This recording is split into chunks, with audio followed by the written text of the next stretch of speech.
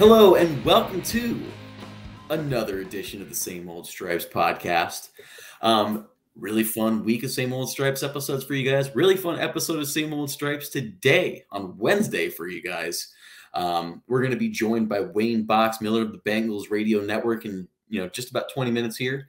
But first, Tio and I are going to do a little look at free agency for the Bengals.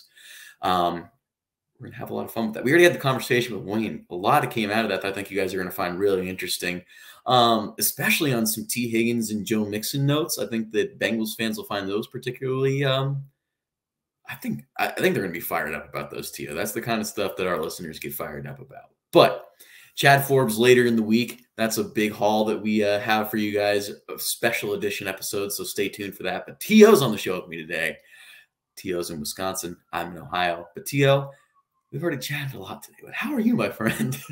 Yes, we have. Wayne was an awesome get, by the way. But yeah, I'm doing pretty well, man, getting by, and looking forward to the offseason. I think it's going to be a fun one and a defining one for the Bengals. Yeah, fun and defining is probably a good way to put it. The not so fun part of it, I think, was the T. Higgins conversations that were going on, but that kind of got shot down today by Duke Tobin, who said to the entire league, get your own. Addressing the media at the NFL Combine today, Duke Tobin took the T. Higgins question straight on and told everyone that they plan to keep T. Higgins long term. That's how they envision it. That's the plan. Your thoughts on those comments, and do you think that's going to kind of put a bow on this T. Higgins trade speculation that's been going on, at least in the early part of the offseason here? Yeah, you think it would, but with the way the media is, they're gonna try to twist it in some way, saying that T. Higgins is available. That's just the way it goes. I mean, I don't think there's a Bengal fan out there that was worried about the Bengals trading T. Higgins, and you saw the mock trades or whatever, and it was laughable because you know how much the Bengals, anything that you suggest, you almost have to double it for what the Bengals would even answer the phone for. And you've seen it with Carson Palmer, who they'd rather have retired than trade. So, so I mean, it was just laughable, man. I never took it serious. I don't think T. Higgins took it serious. So, it is what it is. Now, there's not really much more to say about it. I mean, there was some criticism by some of the Bengals fans of local journalists for even having the conversation about it, but I thought that was kind of unfair. I mean, we're in the NFL. These are the conversations that are going to happen around these wide receivers entering the back of their rookie deals. That's just the nature of the beast, baby. And the Bengals do have Jamar Chase and Joe Burrow they're going to have to pay. Hey, I don't blame them for bringing up the conversation, but I think a lot of people did, including those writers, see the writing on the wall that T. Higgins, very unlikely to leave Cincinnati. And, Mike Brown said it last offseason that they planned to keep the two receivers. Duke Tobin said it today. Zach Taylor said it anytime he's been asked about it. T. Higgins has, obviously been effusive in his desire to stay. Joe Burrow loves T. Higgins. Jamar Chase loves T. Higgins. Everyone loves T. Higgins. This boat isn't changing, man. I just thought it was refreshing to hear from Duke Tobin. And especially because, and Tio, I think this is the more interesting remark that you and I are going to talk about. The Joe Mixon remark today he made, I thought that was far more interesting than the T. Higgins stuff, because I think the T. Higgins stuff was expected and it felt good, but he came out today and Duke Tobin said he doesn't know if Joe Mixon is going to be on the 2023 roster. He doesn't know what the roster is going to look like yet. You and I chatted before, but for him to very demonstrably say we're going to have T. Higgins for a long time to come, and to say we don't know if Joe Mixon is going to be on the roster in 2023, I think that is incredibly fascinating. Your thoughts on that remark, and do you think that it's a surprise, your temperature check on that situation in particular? Because I thought that was fascinating. Yeah, I think what made it fascinating was, if he would have kept the same kind of mantra with the T. Higgins thing, saying we love him as a player, we think he's awesome, that's what we want as a player, is craft, develop, and retain. But if he would have followed it with, but I don't know, then it would be a lot different. But the fact that he went with the I don't know approach with Mixon after, gushing about him, saying how much they like him, and then moving to T. Higgins and just gushing about him, I think that tells you a ton If you're reading into the tea leaves or anything. But yeah, I think I think the writing's on the wall, kind of like you said. I think it's two options at this point. I think they're going to come to him and be like, look, you got to take a pay cut. You got to take a pay cut. You're not 3 down back. You provide nothing on 3rd down. You can't pass pro. Not explosive. Take a pay cut and stay, or we're going to cut you. And I think that's the unfortunate part of the business, but I think it's the right move. You can't justify paying $12 million to a running back that plays 40% of your downs. It's just, can't do it. No, and especially when you looked at the AFC Championship game, to me, I think is kind of the most damning piece of evidence in it all. And if you really want to look at the start of it, look at the fact that he wasn't in on that last play of the Super Bowl. Now, I know that the Bengals fans will say he should have been in on the last play of the Super Bowl. What was he doing? If we kind of know what we know now, it makes a lot more sense that Samaje Perine was in on that play. Like, Zach Taylor coming out and saying that Joe Mixon should have been on the field is Zach Taylor doing a little bit of damage control. Now that we can just call a spade, Duke Tobin showed his hand today. When Duke Tobin speaks, I listen because Duke Tobin doesn't say things empty-handedly. Like, I mean, does Duke Tobin surprise us? No. Like, Duke Tobin does not surprise us if he does anything. Duke tells us what he's going to do in the combine. I think it's for him not to guarantee Joe Mixon being on the rosters. I mean, that honestly is pretty much a death nail in a lot of ways to me because we just don't hear him say those things empty-handedly. It reminds me a lot of the way, and Geno Atkins was such a different situation. But to you, doesn't it kind of remind you of that, where it just feels like Duke is starting to show a little bit more of his hand? I don't know. I mean, am I crazy there? I'm not sure. I'm not really sure, man. I guess I don't remember what he said about Geno, but I just think I kind of think he slipped up a little bit without knowing. I think if the T. Higgins question came first and then the Mixon question came second, maybe it'd be a little bit different. But the fact that it went from it's so funny. It kind of showed you, and I don't know. I think he's gonna regret that one, obviously. But maybe it's a leverage play too, like letting him know, like, I don't know. I mean, our guy was out here. We really respect Joe Mixon. We really want him to be around. And then you bring up T. Higgins and he's making jokes. He's get your own league. These trades are overblown. He's holding court about T. Higgins. Like, I just thought you're totally right. The contrast in the way he talked about those two players, especially just knowing how Duke Tobin, talks about this roster. And he's usually so, for these guys, and not to say he's not for Joe Mixon. I just thought that was fascinating. That's all. Other Bengals free agency-ish news about guys who might want to be here and guys that are fits and all that kind of stuff. We talk about offensive linemen on this show, baby. That's what we're here to do a little bit more of.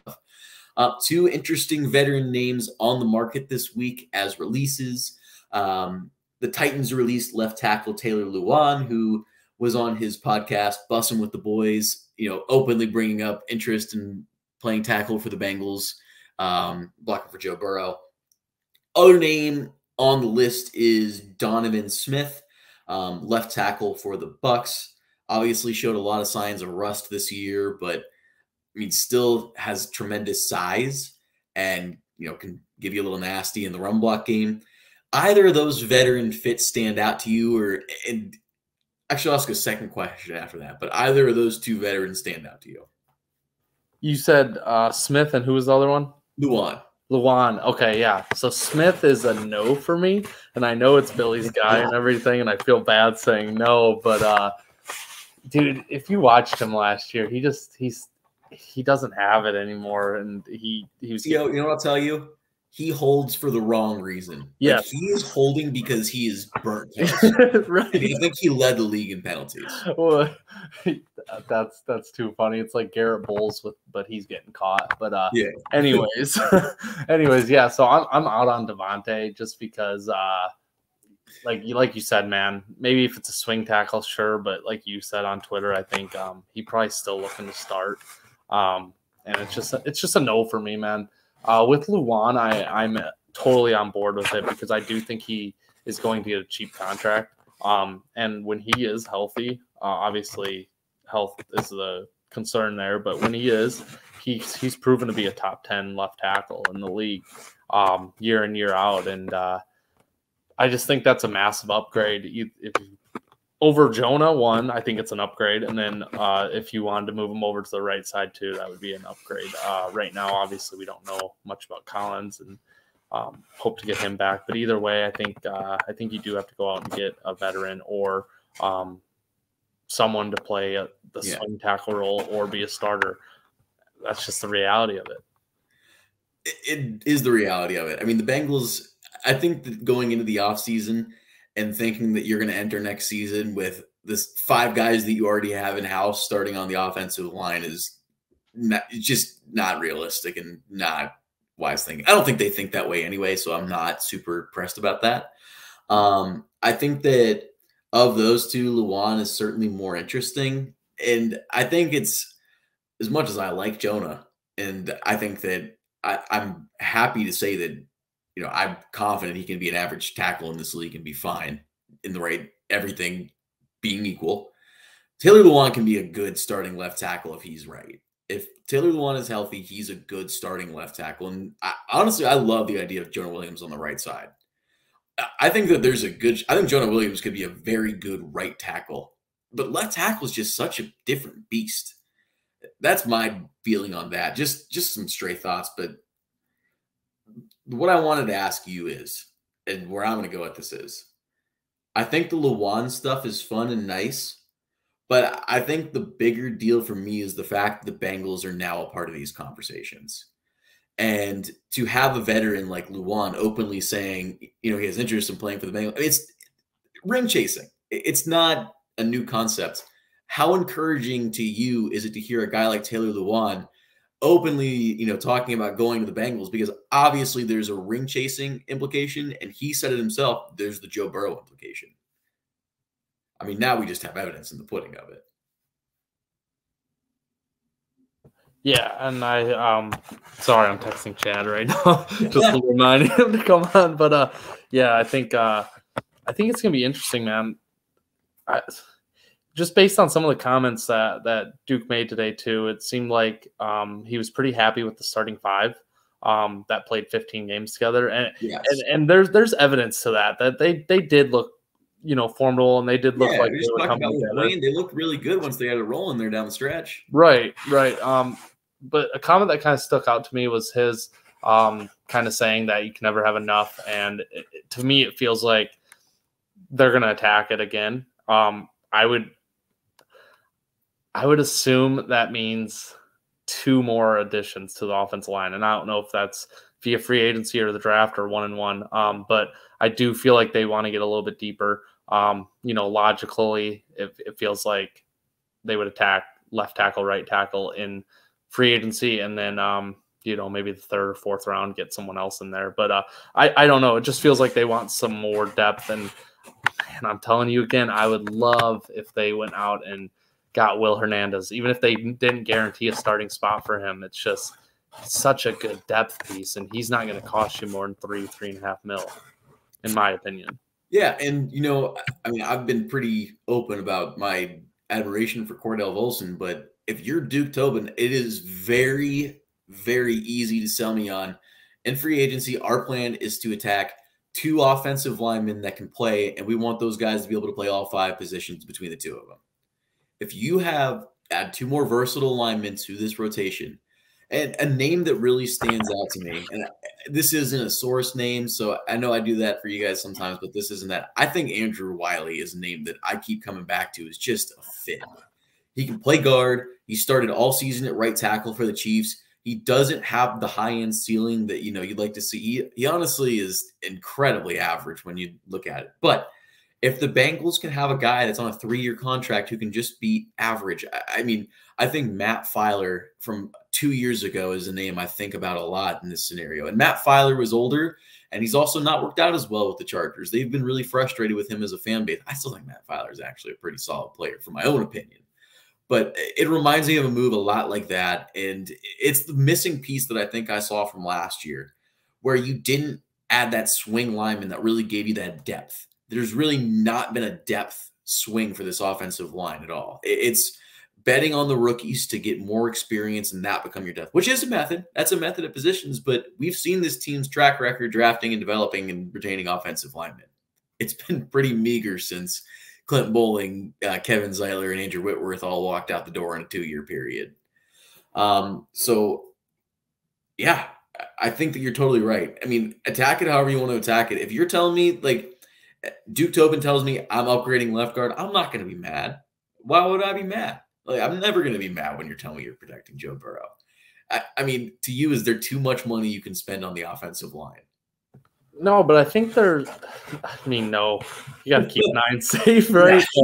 That's a loaded question. It's super loaded. And I started talking, and then I thought about the AFC Championship game and how limited our offense was. Rainbow stripes, baby. That PTSD never fades. Dude, it completely looked like the Super Bowl team where it's literally just chuck it up and hope for something to happen, obviously. But, yeah, I think they know it too, man. And you go from having what looks like to be a top 5, top 3 offense most of the season to looking like the Colts offense. It's just not fun.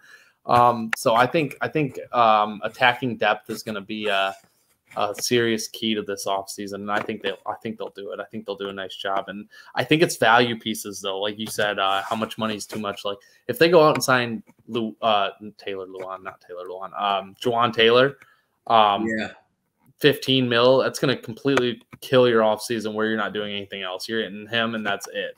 I mean, at that point, you might not even be able to retain Vonn Bell or something like that you really want to be able to do. You're strapping yourself. So I don't think they'll do that, man. I really don't. I don't think they're going to cut Collins, and I don't think they should. But I do think that the depth pieces, like you kind of mentioned, 2 guys you mentioned, Wiley and Filer, they're not going to be that expensive. Maybe Wiley gets a little bit more since he had a impressive postseason. But it's the depth pieces for me. The Hernandez, Rodney Hudson is someone I would absolutely love. I think he'd come in day one, start at center, move Karras over, even though I love Karras at center.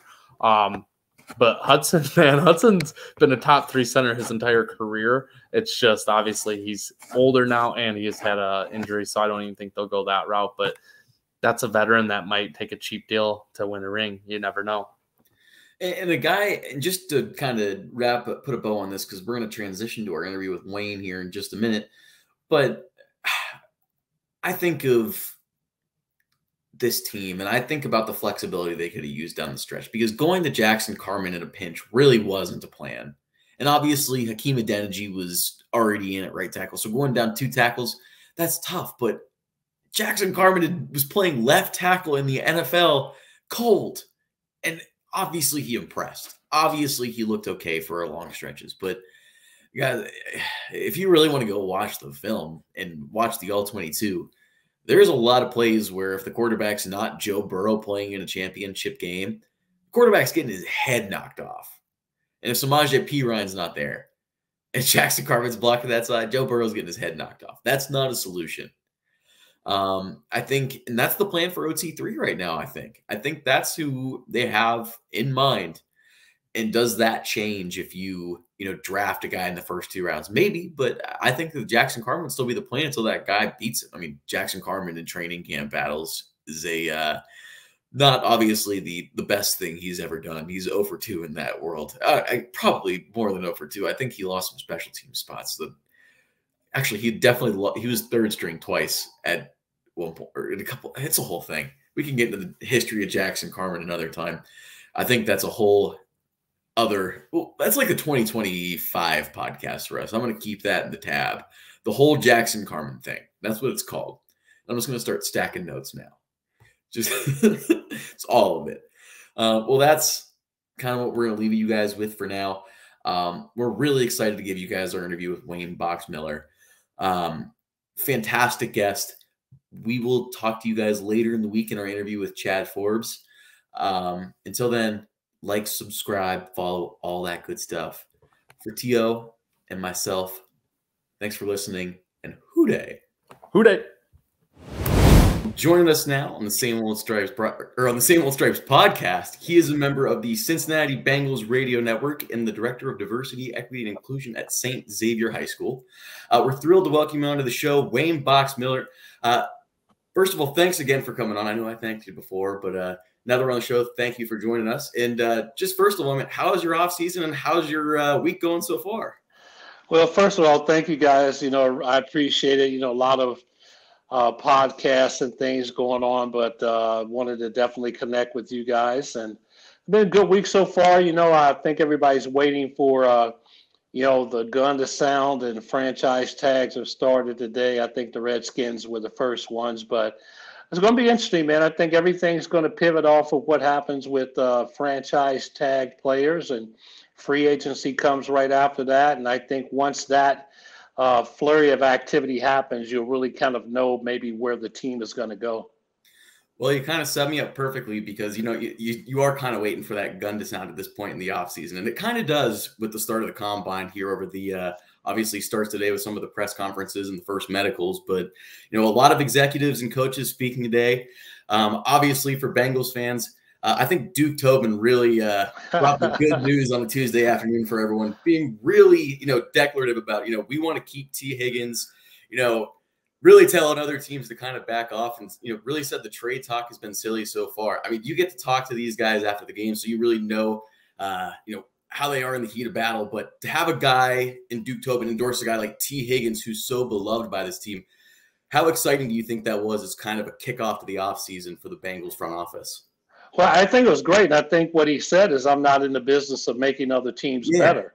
And I think he's right. So many times, man, and this is my personal opinion. I just get kind of tired of the whole media circus, because everybody throws a lot of stuff up against the wall and hopes it sticks so that they can say, I was the first one to say it, I predicted it. The reality is, if you look at the Bengals franchise, keeping two wide receivers like Darnay Scott and Carl Pickens, or, guys of that nature, why would you take those weapons away from Joe Burrow and give them to somebody else? I think you got three, as far as I'm concerned, the best combination of three receivers in the NFL in Boyd and Chase and Higgins. If it's not broke, don't fix it. And I think, if Hayden Hurst, whatever he decides to do, that may be an area where, somebody will take a look at. But again, those three guys with number 9, to me, that I would just say, leave it alone. Yeah, I tend to agree. I mean, ain't broke, don't fix it. I think that one of the big things that's been interesting to watch from the media perspective is to overlook the Bengals, desire to keep that system working with, in particular, the younger receivers in Higgins and Chase for the long term, and really keep that offensive battery going. Did you think it was an interesting remark from him at all that they might stack the Higgins extension potentially before the Joe Burrow extension? I don't know if you caught that line, but I thought that was a really interesting note in the press conference. Did you happen to hear that? Yeah, well, I think the reality is, when you're dealing with cap structure and things of that nature, you think about Pat Mahomes. He had an original deal. He restructured the deal a couple of times to get some players on board. The way the game is right now, you're going to have money to move around and rework that money. So they may have a formula that says, if we get him and then we can do some other things, they may do that. But the reality is, we all know that number 9 is getting signed. Let's just get that off the table. Number 9 is getting signed. What happens after that? You got a lot of unrestricted free agents, not just Jessie Bates, but Vonn Bell, Jermaine Pratt, a lot of guys, Samaje Perine. And so I think the market is going to dictate a lot of the moves, because a lot of these players, man, are now going to be looking at security for family. And I think a lot of times that gets lost in the shuffle. Yeah, you want to stay a Bengal.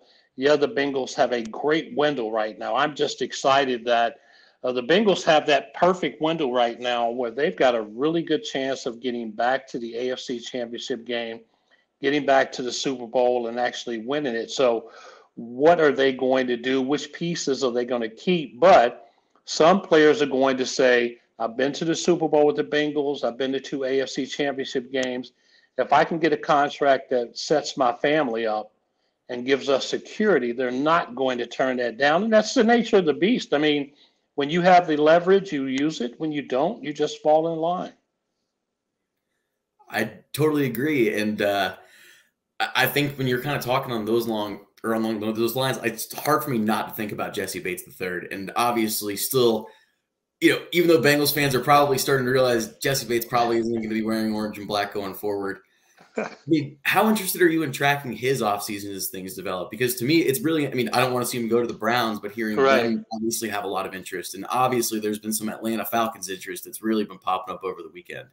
So just, go right ahead. Look, I think Jessie is a guy that would like to stay here. But as Jessie said, and again, I just mentioned that, Jesse's going to look at how he can set his family up for long-term financial security, and you can't blame a guy for that. The Falcons need a lot of help, and I think the one thing that's attractive to teams regarding Jessie Bates is his leadership.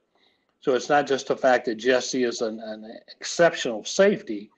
He leads by example. He's a quiet guy, but yet he has the respect of his peers. So I think that's the thing that you have to factor in. But I think depending on what the market does, I think with Derwin James having that big contract as a safety, I was looking at some numbers. I think Free Agent Tracker or something that his market value may be around $14 million. So maybe a 4-year, $56 million deal, somewhere in that area. I'm not accurate, so I'm throwing out some numbers that are assumption. I want to be clear about that. But even in that $14 million range, will the Bengals match that? Will they say, we're going to keep Bell, let him go? Will they say, we've got Dax Hill and Cam Taylor-Britt. We've got Chidobe Awuzie coming back. There's so many variables there. And again, I like to sit back and watch the free agent market and see what happens, because that will dictate a lot of what everybody does. Yeah, I totally agree. I'm going to let my co-host T-Ho ask a question. T-Ho, you've been awfully silent so far, my friend. I'm sure you got questions in your brain stewing. Yes, what do you got, my friend? It is hard to stay quiet, but no, I wanted to kind of touch on something you mentioned earlier. You said that, the offseason chatter of T. Higgins getting traded by the media, pushing it, throwing it on the wall and hoping it sticks. I just wanted to say it's super annoying that it's only you hear about T. Higgins. You don't hear about like Michael Pittman or anything like that. But my question for you is, sticking with the offseason theme, what are your thoughts on the Joe Mixon scenario going out there? Either extend him, restructure, release him, and then what are your thoughts on potentially drafting a running back? Well, I think the thing with Joe Mixon is he's a valuable piece of this team. And I think one of the things that many people don't know about the team and the offense is that you can do a lot of things with Joe Mixon that you can't do with a lot of other people. Joe Mixon can line up as a wide receiver. Joe Mixon can get on the edge, and he has some speed. Joe Mixon is big enough to run between the tackles. I think that you have a lot of versatility with him. So when people start thinking about, what to do with Joe, I think the first thing you have to ask is, if I do something with Joe, what do I replace Joe with? And so that's the bigger question. Now, salary cap-wise, to your point, if they're looking at maybe restructuring his deal or even approaching that, then that becomes something that he and his agent would have to talk about. But we know for sure that Joe Mixon loves playing here. I think the X factor is Joe Burrow. A lot of people want to play with Joe Burrow. I think the guys that are here that have lived through the lean years and really enjoying the success, you really don't want to break that up. So unless it's something significant and sizable, I'd be surprised if a guy wouldn't restructure his deal a little bit. Now, they're not going to take a 30, 40, 50% pay cut, but I wouldn't be surprised if a guy says, hey, I'll restructure my deal, take a little more guaranteed money up front, but soften the cap over the long haul so we can get some other guys signed. Yeah, I think that's a really interesting scenario in all this. And I think it was Charlie Goldsmith from the Cincinnati Enquirer who put out a story, I think it was right around week 18, saying that Joe Mixon would be interested in a restructuring. The Bengals really haven't done that to this point in their franchise history, but if you're going to do one, I think Joe Mixon's the one to do it. I mean, I think that's a really interesting scenario in all of this. I mean, for him to be the first to restructure, I mean, I just think that'd be fascinating. He's the first guy with 5 touchdowns. Might as well be the first with the restructure. So, Yeah, something tells me the Joe Mixon story in Cincinnati is not done. Just a little. I have a feeling they're not ones to let go of guys before their contracts are over. I mean, they have done it in recent years. They have shown a little bit of pliability. And both Lael Collins and Joe Mixon have some interesting scenarios this offseason. But just out of curiosity, as we're kind of talking, Tio brought up the draft and free agency. Are there any names out there that you really like so far, or any position groups you'd like to be addressed in free agency in particular? Because that's really right around the corner. Well, I think obviously you got to talk offensive line anytime you talk something. I hope Lael Collins is back. I just love the guy, man. A lot of people were not sold on him. I saw him in the locker room. I saw him with the chemistry with his players, and I saw him play. And I think what a lot of people forgot about was, he had a bad back to start the season, and that's why he didn't practice a lot. But when he was out there, not only was he effective, and you think about T.J. Watt, other than that freakish play he made where he jumps up and catches the ball, Lael Collins shut T.J. Watt down. And he's had several other games where he shut guys down. So you think about the 5 guys with him, Kappa, Karras, Volson, and Jonah Williams, they were rolling along very well. And then all of a sudden, injury. I mean, you're going into the AFC Conference Championship game without Jonah, without Kappa, without Collins, and Karras had a knee brace, so he wasn't healthy. So your most experienced, or I shouldn't say experienced, healthy lineman was a rookie. And yet they're still out there battling. So I think the offensive line they had was working. I think the free agent acquisitions that Duke Tobin made with Collins and Kappa and Karras paid dividends, but you can't do anything about injuries other than hope to get above and beyond them. I just hope that those guys are able to come back. However, Jonah Williams, will they re-sign him? I don't know. But you got to look at protecting Joe Burrow at all costs. So you can never not look at the offensive line as a starting point.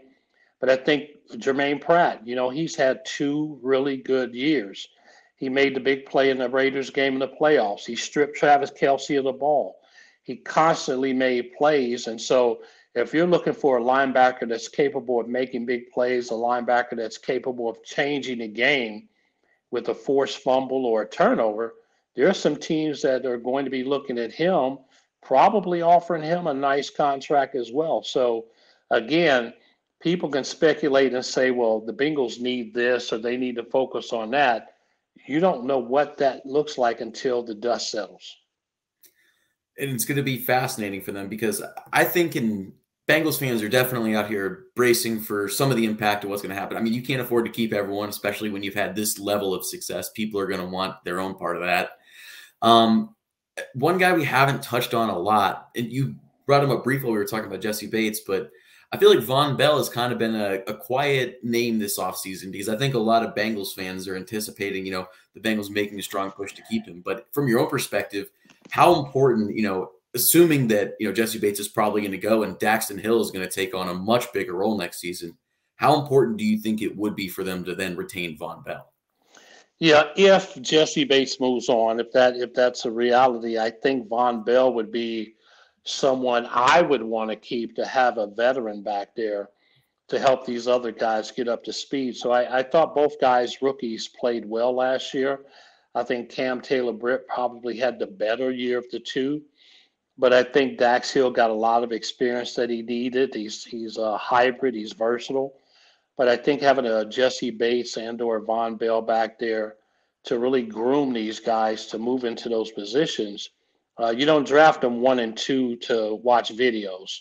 I mean, you're drafting these guys to play. But in saying that, you also want to make sure that they can get as much knowledge from the veterans as they can. And, I mean, they did that last year.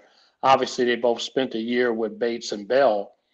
But I would think that they may keep Vonn Bell if Bates somehow leaves and just to have that experience, because you have Chidobe Awuzie, who has some experience and played very well.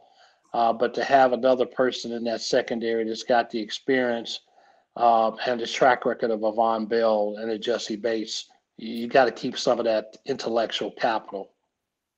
Yeah, I totally agree. I will say, especially having Lou Anarumo kind of keeping that engine driving with all those guys, I mean, that's just going to keep this defense playing at a really high level. And that's why I think keeping some of those pieces is going to be so essential. Yeah, I think Lou is the kind of guy that's going to get the best out of everybody. Yeah. Lou just wants 11 players. So, whoever those 11 are, if it's 11 guys from last year to the back, or if it's, 8 guys and 3 new, if it's, 6 and 5, whatever the accommodation is, it doesn't matter to Lou. He's going to figure it out. He's going to put guys in position. He's going to be very candid about his expectations. And I think the fact that he and Callahan are still not head coaches makes me scratch my head, but good for us. Yeah, absolutely. I mean, selfishly, we're happy to have him back, but especially Lou, I was sweating over that one. But the last one I got for you here is where do you think the Bengals go in the draft in the first round or two? I guess where do you see them going, and then where would you go? Not knowing anything about free agency, anything like that, but yeah, obviously, without hesitation, offensive line. I think that with you got to look at it this way: if Volson. And I think Jackson Carman, I think Jackson Carman proved that if you leave him at tackle and not guard, that he can play. I thought he played very well those 2 playoff games and made himself formidable. So if you can get another young offensive lineman and those 3 guys can grow together with the 3 veterans, that now you're really building an offensive line that is sustainable, that can protect Joe Burrow. I would look at that. Again, I think you have to look at maybe the secondary. I don't know if Eli Apple comes back. If not, do you move Dax Hill there? You got Chidobe Awuzie. He's coming off the knee injury. I think he'll be fine. But that's another area that you look at, because this league now is a pass-happy league. They're running 3 wide, 4 wide, 5 wide, and you just got to have corners and cover people out there. So I think corners and offensive lineman would be where I would look, and possibly tight end. It would be another area, because I don't know if Hayden Hurst is going to re-sign with the Bengals. Drew Sample, coming off the injury, that he had. You just don't know about the tight end position. But in saying all that, I will say this every year, and people hate it when I say it.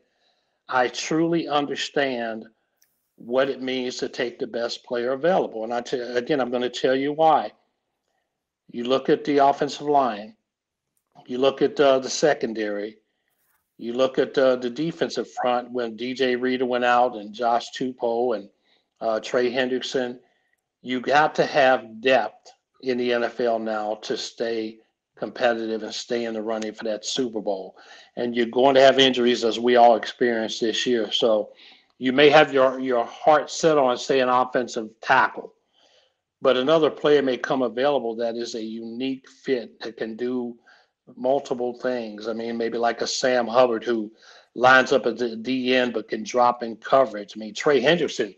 Both of these guys are dropping in coverage, and they're not dropping 2 yards or 3 yards. They're getting 10 yards deep and getting some depth and getting out in the flat. So somebody might say, oh, well, you're passing up that offensive lineman. What'd you get that guy for? Well, a lot of times, man, you got to have depth, and you got to believe that there would be another person at that position that comes along that you think you can develop. So if you've got Karras and Kappa and you got La'el Collins teaching somebody who maybe gets picked up in the 2nd or 3rd round, that alone is worth its weight in gold. Yeah, I totally agree. I mean, you need more versatility wherever you can get it in this league. And I think that when you watch some of these, especially on the defensive line, is where you start to see some of these freakish versatility starting to really show out. I think that's a really good example. Last thing before you go, you've already been super generous with your time. I want to just ask about, your Sundays in the fall, because I think that you might have one of the coolest jobs that I could possibly imagine. Every Sunday when we leave Paycor Stadium, we throw on the radio. listened to you and Lapham interviewing everyone in the locker room. I just want to know how much fun, and I'm sure it's a whirlwind, but how much do you enjoy those Sundays in the fall, talking to players after the game, getting to be involved and, that really, live on the field sort of feel towards the action and just really getting to be involved in such a cool, inside event every Sunday? Well, for me, I actually enjoy the week as much as I enjoy the game, because typically the interviews that I do them in the locker room during the week. It's a chance for us to get in and really network and talk to players and build rapport and relationships. And I mean, this locker room, it's been said a million times, so I'll make it 1,000,001. One of the closest and tight-knit locker rooms I've ever been around. And I go back to the days of Eric Davis with the Reds and the former Bengals with Jeff Blake, and even further back with Eric Thomas and Solomon Wilcots. But this locker room has meant a special chemistry. And just for me during the week to be able to go in and talk to those guys, to do interviews with them, to get those interviews ready for broadcast for you guys is really special. Dave Lapham, I just really appreciate working with Dave and Dan Hoard, because I get the best seat in the house. So I set the table with the Countdown to Kickoff show, and I hand it off to them, and they take us through the game, and they do such a great job. And then I get that baton back, and I get to wrap it up. And so when I'm upstairs in the booth and Dave goes down to the locker room and he's conducting the interviews, it is cool, man. I mean, you're right there. You're a part of it. I think for me, one of the things I try to do is to imagine myself being a fan. What would I want to hear? What do I want to know? Try to find a stat or two that maybe somebody else isn't considering or looking at. And a lot of times I'll try to do that. But I think with this team, it's such a pleasure, because every time this team steps on the field, they legitimately have a chance to win the game. And it is a great place to be, to watch number 9 operate. And he's just like, Tom Brady or Ben Roethlisberger or any other quarterback that we would sit and go, oh my goodness, we gave them the ball back. They've got like 1 minute and 12 seconds and 2 timeouts. Damn. Because you figure they're going to just go down the field and make something happen. Well, we have that guy now. You give Joe Burrow 1 minute, 12 seconds and 2 timeouts, and now we get to sit back and watch other teams sweat and watch our quarterback. And Jamar Chase, unbelievable. What a freak. T. Higgins, a vertical player, and then Tyler Boyd, a possession receiver. And I tell people a lot of times, I think what makes our receiving core so unique, everybody has 3 wide receivers in those sets. But think about it with us. Jamar Chase is built like a running back, and he's got speed galore. So you've got a guy out wide that's got speed. He's got a running back's lower body, torso. Then you think of T. Higgins. You got a guy that's 6'5" that can go up and get the ball. He play basketball. So now you got this vertical receiver that any contested ball he's going to come down with. Then you got Tyler Boyd, who is the best route runner. So now if it's 3rd and whatever, you need a precision route run. So it's a headache for a defensive coordinator, because each one of them present a different problem in how you have to defend them, right? You got to have cover 2. Everybody's going cover 2 on Jamar Chase. If you got T. Higgins, you're trying to get some help over the top, but Joe Burrow is so good at laying the ball right in that window, or as Dave Lapham calls it, a porthole. And T. Higgins can get off the ground probably better than anybody in the NFL. Maybe Mike Williams with San Diego would be up there. But you got him doing that, and then Tyler Boyd can put his foot in the ground and give you a shoulder, and you commit, and then he's got you. So I just think it makes it hard for people to defend a team when you don't have 3 cookie-cutter wide receivers. And not only does it make it hard to defend, it makes it really fun to watch. Yes, it does. So with that said, I think that's a great way for us to wrap it up. Wayne Boxmiller, you've been a fantastic guest. Thanks so much for coming on the show, my friend. I mean, guys, he does so much work for the Cincinnati Bengals Radio Network. You guys definitely have heard him on air. it's impossible that it happened. I mean, if you're a Bengals fan and watching the show, you've definitely heard him on air. So make sure you follow him on Twitter. You're at Wayne Box Miller on Twitter, correct? Twitter, Instagram, Facebook, LinkedIn, Twinked-in, Kinked-in, it don't matter, whatever. It just search Wayne Box Miller. And man, thanks for having me on. You guys do a great job, and I really mean this. I love talking with Bengal fans and guys like yourselves that are doing podcasts that really want to share with your audience some different nuances of the game. So, definitely, if you want to do something when the season starts, count me in. Sounds good, my friend. We'll definitely reach back out and have you back on. Until then, thanks so much again for taking some time out of your night. We love talking Bengals football. Take care and have a great rest of your off season. All right, guys. Who they, baby? Who they?